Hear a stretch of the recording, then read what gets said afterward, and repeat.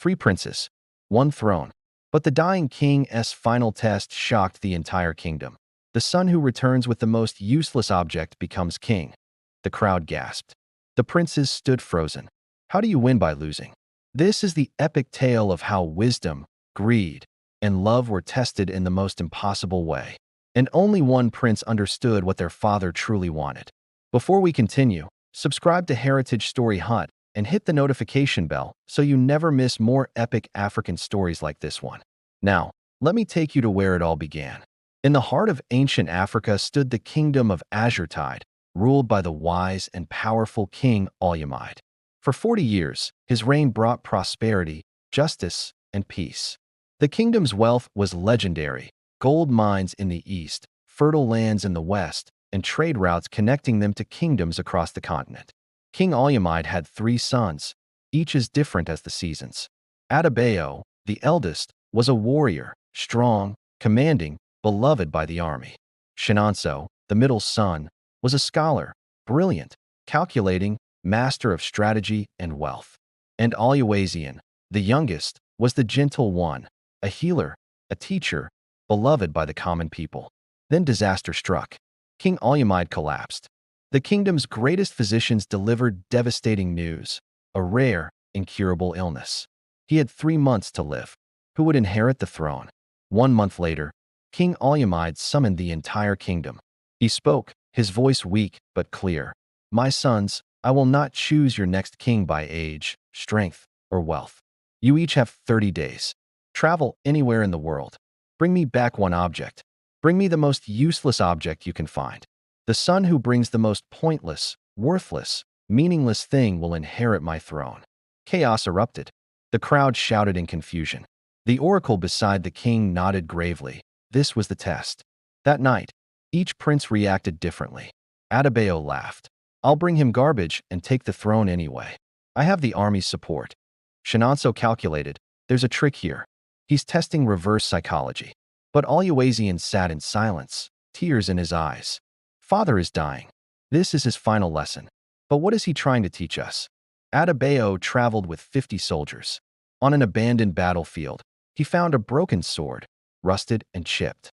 "Perfect," he sneered. "A sword that cannot cut. A warrior's tool made useless." He returned early, confident and arrogant. Shenanso traveled with scholars. He found an ancient book with blank pages.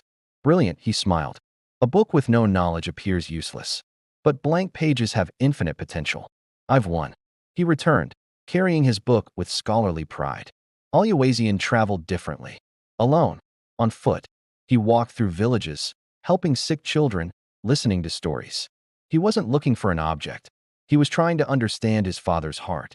In a forgotten village, he met a blind elder. "How do I choose the most useless object?" he asked. The old woman smiled. "Your father is dying. What does a dying man need that the world calls useless?" Oluwaseun wept. He finally understood. He returned to the market and bought the simplest thing he could find: a small, plain clay bowl.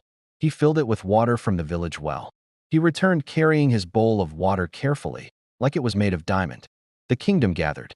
King Olyamide could barely sit up. Adebayo presented the broken sword. "Father, I bring you a weapon made useless." The king sadly replied, "You brought me a symbol of war destroyed. You learned nothing." Shenanso presented the blank book. "Father, I bring you knowledge made useless by absence." The king shook his head. "You brought me potential. You tried to outsmart the test.